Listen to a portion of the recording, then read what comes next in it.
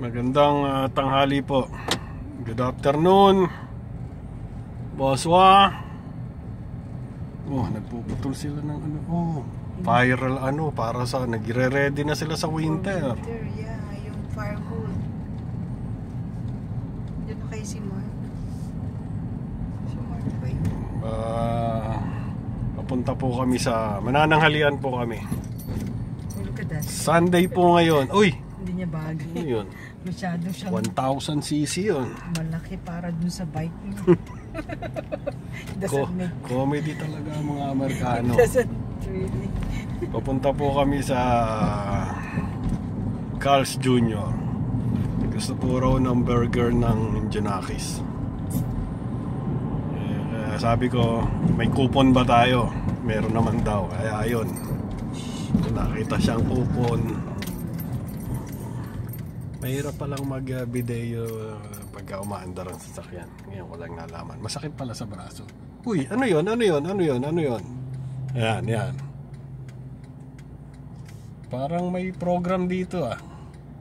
O nagse-set up pa lang ba sila o nagliligpit na? Parang may Christmas carolings.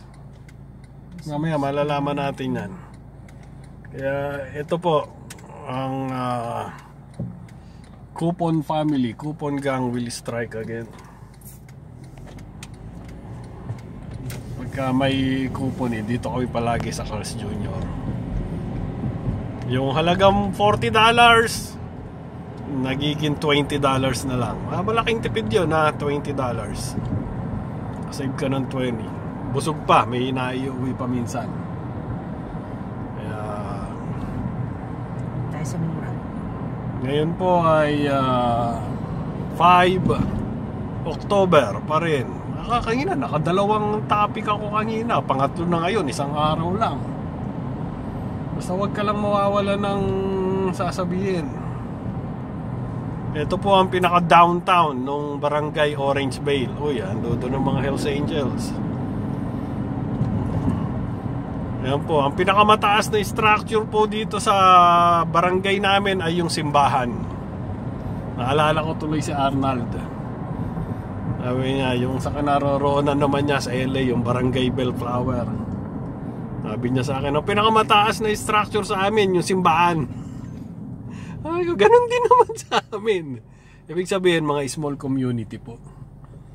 Mga small, hindi yung mga malalaking city na tulad ng Sacramento, Folsom, LA, San Francisco.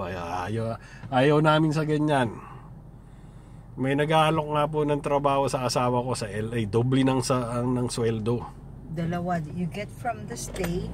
Doble ang sweldo. Imagine niyo yun. Doble ang sweldo. Same work. The same na trabaho. Sagot pa nila ang paglipat. May kotse pa.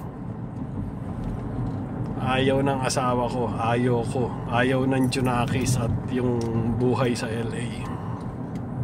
Hindi namin kaya. Yung traffic lang dun natutuliro ako Kaya pinagtatawanan ako nung dalawang kumpare, kaibigan ko na ninong itong si Junakis. Dino tsaka si Arnold, pagka nagpupunta ako doon. Nervous ako palagi pagda-drive. Ay, nandito na po kami. At babalikan po namin kayo mamaya pagka nasa loob na po kami. See, it's not. Uy, ang ganda ng spot na napili ng asawa ko. Can you believe that? Ano kaya ginagawa doon? May doon, may bakod. It's been there. Parang gasoline station, sweetheart. Look at that. Magtatayo ng gasoline station dyan. Merong mga look at that. Nandun pa rin yung Starbucks pala. Okay, magkita-kita po tayo sa loob maya. Okay, careful anak, may... Happy na naman.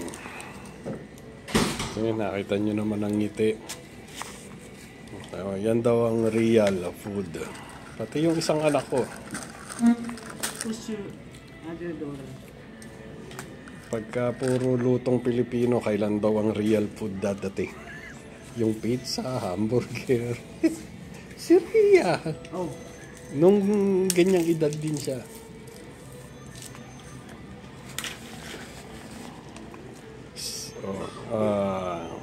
$50 po kung walang coupon. Ngayon ang binayaran is $25. 27. 27 ba? Almost 28. Oh, almost 28. Ayaw pa talagang pumayag ng... Baka may sense pa yon. May sense ba? Yeah. Oh, yeah. Talagang ayaw, hindi papayag siya. Kailangan gusto niya palagi eksakto.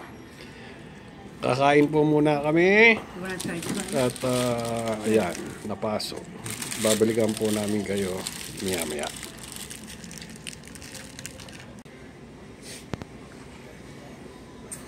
Anak you told Tapos na po kaming kumain. Ayan po. Wala na bang mga stock ng ketchup doon? Kumuha ka pa ng tissue. Dagdagan mo tong tissue. May ketchup pa dyan na makuha. Kumuha pa ng ketchup. Pamilya Miranda strikes again. Yan, kita nyo naman yan. Oh. May tissue pa. Oh. Sabi nga ni Jokoy doon sa isang skit niya, pag malapit na raw ang birthday niya, palagi siya pinapakuha ng nanay niya ng mga tissue, ketchup, salt and pepper sa mga ano. Tawa ako doon. Tsaka ako na-realize na, oh yeah, ganun talaga ginagawa ng mga Pilipino. Patawa po yun ni Jokoy, pero totoo po yun. Laking tipid niya, no? Bibili kayo niyan, magkano yan? Ketchup. Tumira na naman yung isa, $500. Okay. Pupunta ba tayo uwing ko? Bibili ka ba sibuyas? Ano ba yung pool natin? Ikaw na lang ang bumaba sa sasakyan para hindi na tayo masyadong bumili ng marami. Pag bumababa kami, napapadami yung dinadampot eh. Kasi Jonakas dampot ng dampot eh. Wala beer, Jack Daniels. Ikaw ang maraming binibili. Yung Crown Royal, sabi ng gagalit na nakabalitaan ba yung nangyari sa Crown Royal? Canadian yan, whiskey, di ba? Sa Canada, sinusuportahan nila yung All Made in Canada. Ililipat daw ng management ng Crown Royal ang head office nila sa New York. Kaya galit na galit yung mayor ng Toronto na talagang kontrang-kontra siya doon. Galit na galit din siya kay Trump dahil sa mga tariff sa pinagagawa ni Trump.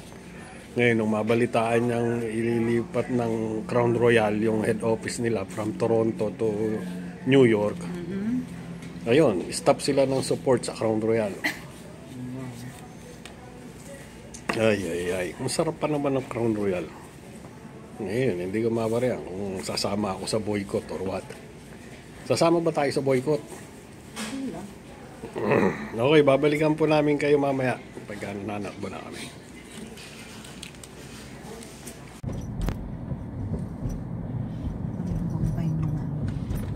Pauwi na po kami. Ito po ang itsura ng barangay namin pag araw ng linggo. Ganyan po, katahimik. Sabagay, wala namang pagkakaiba sa araw ng Lunes, Martes, Miyerkules, Huwebes, Biyernes, Sabado. Stop. Kahit wala pong sasakyan, stop.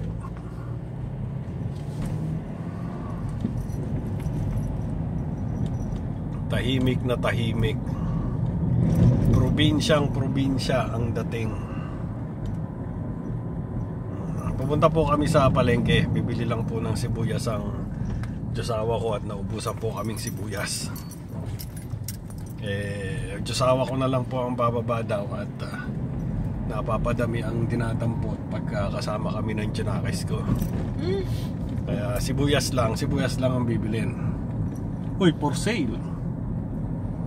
Ayan, marami pa pong bakante ditong yan, Pera lang ang wala. Dito ba yung pinupunta natin, binibila natin ng Mang Simon? Yung chestnut? O doon sa banda doon? Binibilan po kami dito ng oranges, persimmons, tsaka ano pa yung isa doon? Dami nilang mga tanim, olive, sila po yung may... Mandarin na yan. Yung, ano yun? Ano sila yung boss niyan, Slavic yung last name. Pero matagal na sila dito, 1800s pa. Sa kanila halos karamihang kalakihan. Tomich ba yun? Tomich. Tomich. Uy, for sale yun, no? Ang halos itong Orange Bale sa family nila. Tapos binenta na ng binenta na ano, inati-hati na ng mga descendants. Kaya sila yun na lang natira sa, pero malaki pa rin yung parang olive. Ilan ba silang siyudad naghahanap? Dalawa lang yata yung ngayon eh, ang rinig ko eh. Tapos yung nandun, yung ginagawa doon, di ba sa kanila rin. Ano kaya yun? Mga olives ba yan? Hindi, parang olives.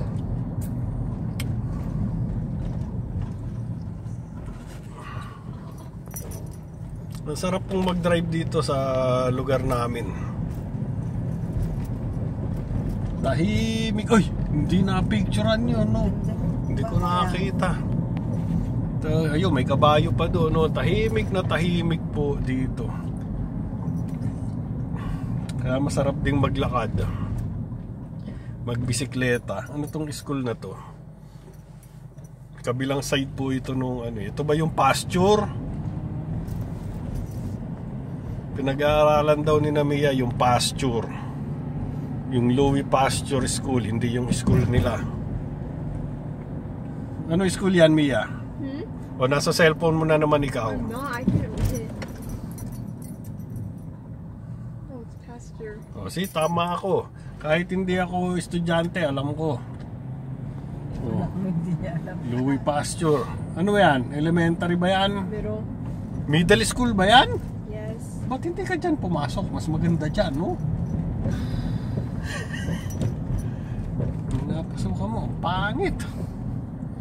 Pero yung napasukan po niya, bulok yung school, yung building, luma, pero siya ang top na school dito sa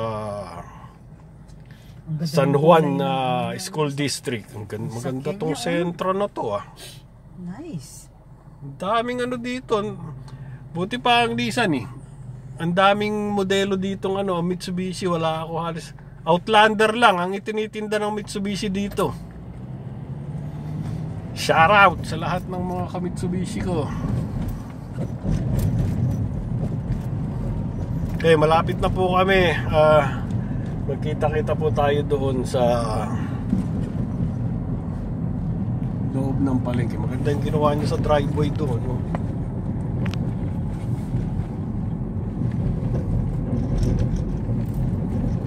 Mahirap pag isang kamay lang.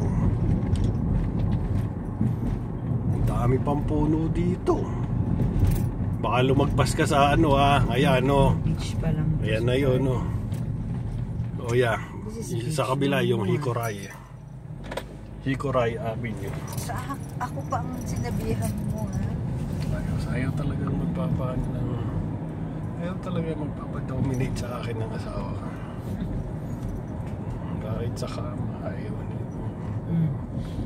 Gusto siyang dominate sa... Oh, pasensya na po kayo. Medyo nalilibang po ako. Kala ko wala akong camera sa harapan. Uy, ayos yung bakod nila dito, ah. Rolling ano pala tong dito nila. Ito, ano to? Ito na yata ang hikuray, eh. Yan. Yeah, hikuray na nga. Kumaliwa ka na dyan.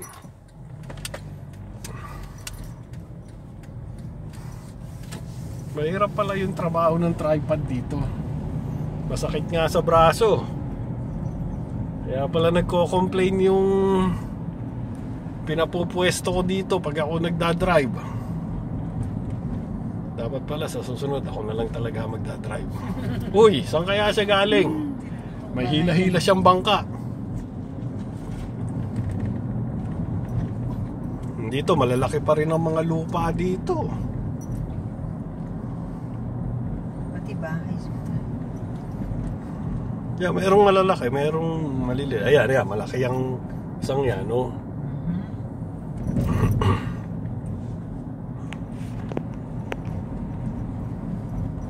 Oh, mayroong pang mga RV doon, no? Ay naman, may ano ng RV doon. Yan. Ito po ang itsura ng Barangay Orangevale. Kabilang side po ito nung pinaka main street ng Greenback, yung humahati sa bayan. Pero Orangevale pa rin po. Ito na po ang Central Avenue. Hindi ka ba naganap ng bahay dito sa side na to dati, sweetheart? Hindi natin kaya. Hindi natin kaya. Kasi ang sabi ko yung mga ano lang, it should be less than 300,000. Oo. So, yun lang ang ano ko. Siguro kung dito ka nakabili ng bahay, may alaga tayong kabayo ngayon. Ikaw kinakabahay. Shhh! Nasa video. Sorry. Kasi wala akong pambili ng... Kaya motor ang nabili, hindi kabayo. Motor ang kinakabayo, tsaka yung Diyosawa. Hindi, magpapaalam na po muna ako at malapit na po kami at kung ano-ano na po ang pinag-uusapan namin dito. Pasensya na po kayo. Ngayon na po, natatanawang na po namin yung palengke.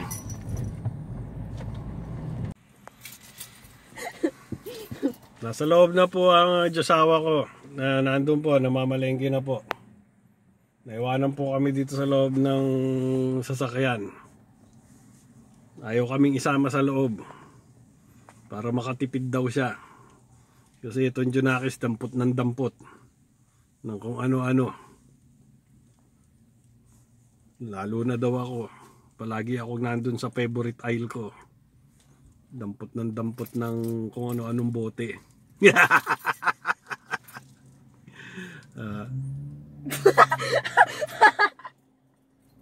Bakit mo ako tinitingnan ng ganyan? Oh, hindi ka bababati sa mga viewing natin? Hey guys. Ganun lang. Hey guys. Sino kaya yon? May mananawag ng pansin doon. Okay, hintayin lang po namin. Tignan tumulo laway ko. Hintayin lang po namin ang Diyosawa ko at init dito, naglagay ako ng ano doon, no. Tanghali, pagka po sumikat na, 2 ano na pala, 2:10 na pala, 2:00 na pala. Kaya pala mainit na at uuwi na po kami. Maya.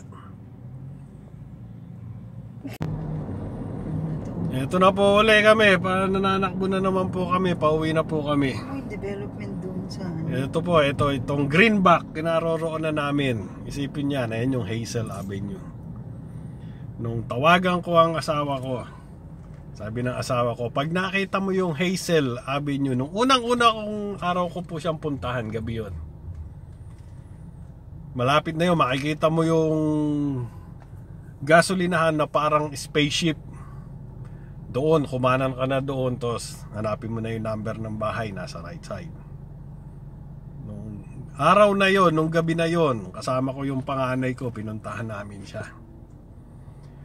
Ni hindi ko naisip, ni hindi ko na-imagine, hindi ko na... Wala sa hinagap ko na magpapabalik-balik na pala ako for the rest of my life. Sana for the rest of my life. Dito sa karsada na ito. That was 2008. Ano, ang galing kong tumanda, ano? 2008, ano? Anong year tayo kinasal? 2009. Oh, see? 2008 pinuntahan ko po siya. Ang bilis ni Rosario. 2009 kinasal na ako. Ang bilis. Yan ang sinasabi. Isang araw pa lang kami nagkita. Dinaan ako sa santong paspasan. Yan dyan, magaling. Ayan, kabayo. Dumadating na yung kabayo. Ayan, yung may kabayo dito. Ayan. May alien na saka yung kabayo.